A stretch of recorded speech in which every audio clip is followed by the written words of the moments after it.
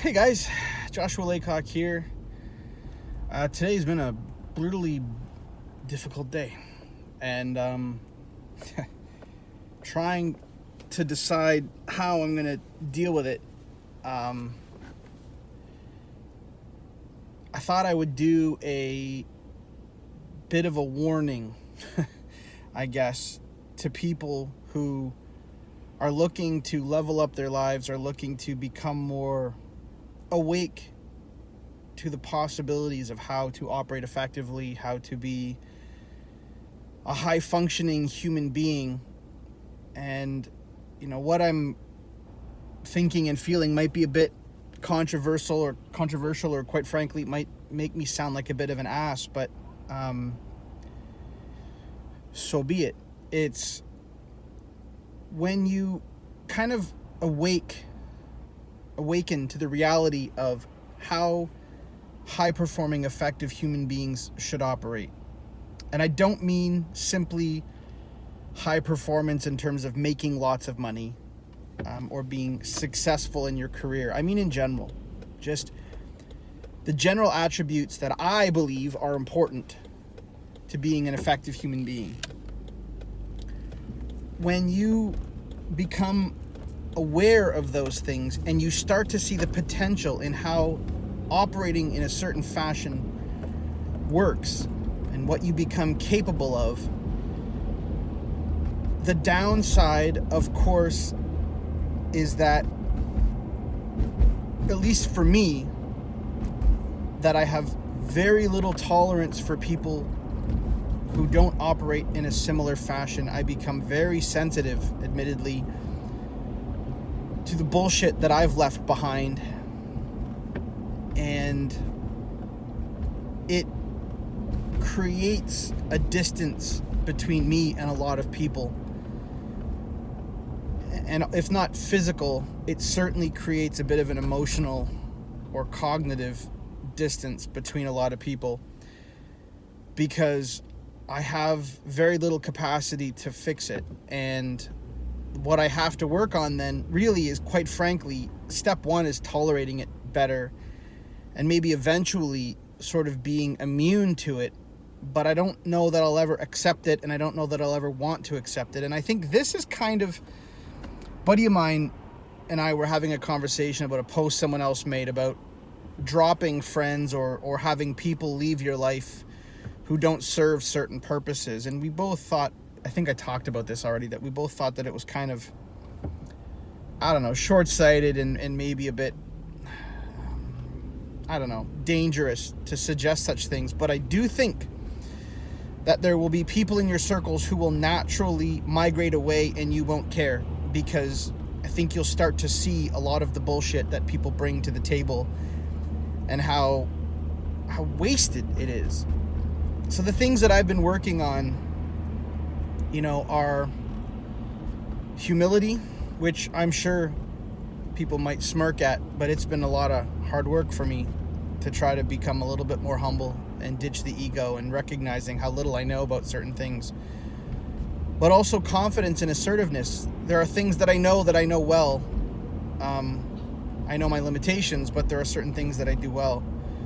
When you can see the upside to things like effective communication, people not marking their territory and attaching so much personal value to the way that they do their job, or the way that they, or what their title is, or stuff like this. When you can let that shit go, you can operate at a really high level. But the challenge with that is that it requires, I feel, that other people do the same. Like when you operate in an environment of humility and empathy, and you insist on strong communication, you insist on a spirit of collaboration and openness, and of really doing things correctly, and being open to the fact that what you bring to the table may not be everything that is needed. When you can operate in this fashion, you can really, really level up. And today was a day where I experienced very little of that. And it bothers me and deflates me to a point where I'm really uncomfortable with how much it's bothering me. And it's clear to me that I have so much work to do on getting my mental resiliency squared away. I have a lot more work to do on empathy, because right now I'm so frustrated about things that my default, people have heard about this sort of fight, flight, or freeze kind of thing. My default in many ways is flight. Like, fuck this, I don't need this. And I'm not sure yet how to survive in an environment where people don't come at engagements with the same level of care and intentionality that I'm trying to, at least. Or at least it's not obvious to me. Like, look, maybe they're trying to, I don't know. Or maybe survival for me is no longer enough. Maybe that's what it takes. Maybe you have to survive other people's bullshit. Maybe you have to endure other people's bullshit, or at least your opinion of what they're doing, whether what they're doing is bullshit or not. And maybe that's the thing, right? Maybe you get to a point where tolerating and putting up with something is no longer acceptable. And that, I think, is where you seek out like-minded people, where you seek out the people who want to operate on the same level or put the same kind of energy. And I'm not saying it's the right, but it's similar. When things vibrate on such a different level, they crash and collide. Yet when things come together, they can create harmony and create something fantastic. And I've experienced this before, but I'm a little worried that the work that I'm doing on myself, while I still know that it is net positive and that it makes me a better person by my own definition of what a better person is, it does really make it difficult to operate in a world where I feel like the overwhelming majority of people are not doing these things, are really out for themselves, and have yet to discover the value in real, true kind of tribal oneness. And I know that that's a really dangerous word for a lot of people, but fuck it. I mean, that's what I believe in. And I've talked about this before, is that there are people that I care about, and there are people that I have less genuine concern for their well-being. And I know that that's not a polite, comfortable thing to say, but it's true. It doesn't mean that I wish ill of people, but it means that there are people that are more important to me and other people that are not. And operating in a company, or operating within a family, or operating within a social group or on a team should create this sort of sense of tribal oneness. Anyway, I'm going off on a bit of a tangent, but it's interesting when you're so out of sync with the people around you, right or wrong, how difficult it is to endure that, or as I said, how simply enduring it isn't enough.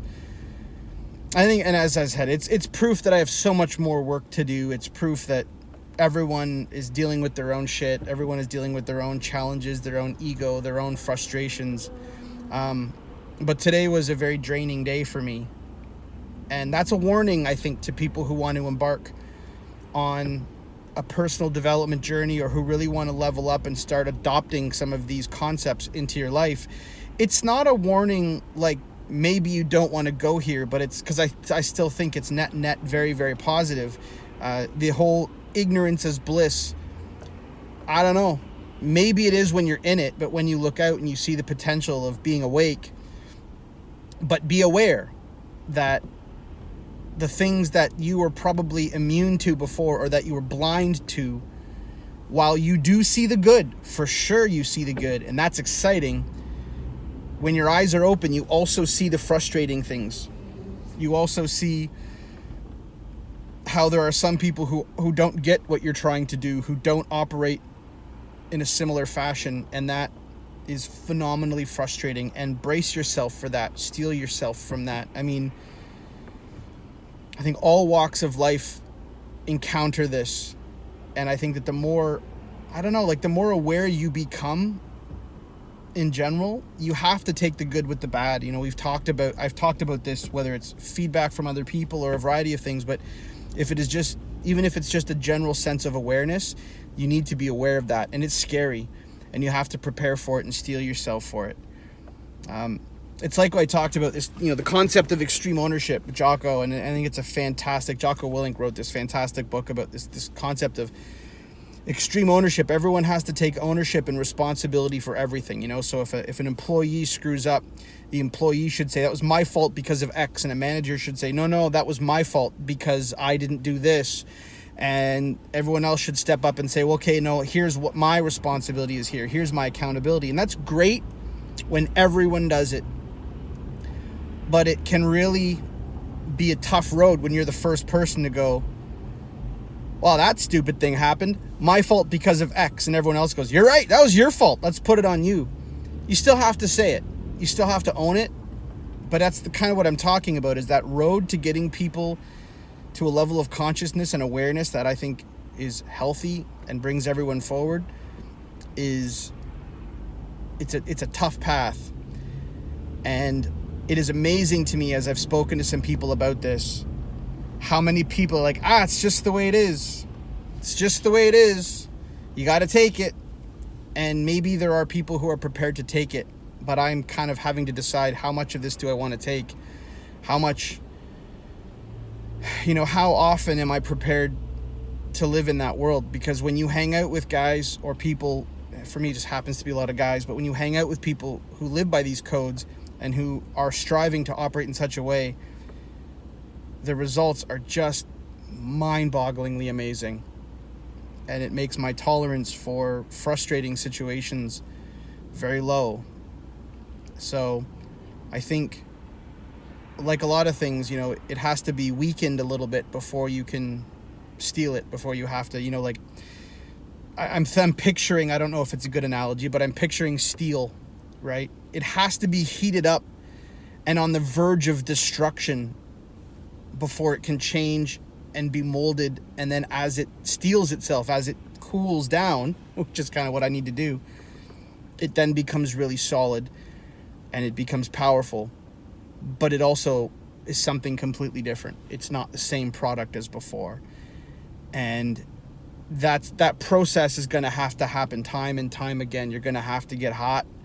You have to get banged around. You're going to have to get slammed against the wall a few times. But eventually you will cool down. And eventually you will become a beautiful polished sword or knife or piece of equipment or whatever. But that's kind of the analogy that I'm drawing on right now. Because I think right now I'm hot and I feel like I'm bending. And I'm really very frustrated. And maybe I just need to cool down. But be warned. Genuinely, this is not a like, watch out, there be assholes. It's a genuine thing that I've struggled with, and I know a lot of people struggle with through this journey, is being awake means that you see the good and it's worth it, but you also see the bad, and you're going to have to learn how to endure it. And I think on the other side of that, you're a better person. You might be a bit more of a disconnected person to the average human being, because you are above average when you reach that level. But so heads up, but maybe draw on that analogy of the steel being heated up and bent and busted and folded. But eventually, as you cool down, you become something stronger and you become forged into something more powerful, something very, very resilient. Maybe that's what I'm going to draw on. So I'm going to enjoy the rest of my drive. I'm going to put some nice music on. I'm going to chill out a little bit. And I hope you have a fantastic day. And I will, in fact, see you tomorrow.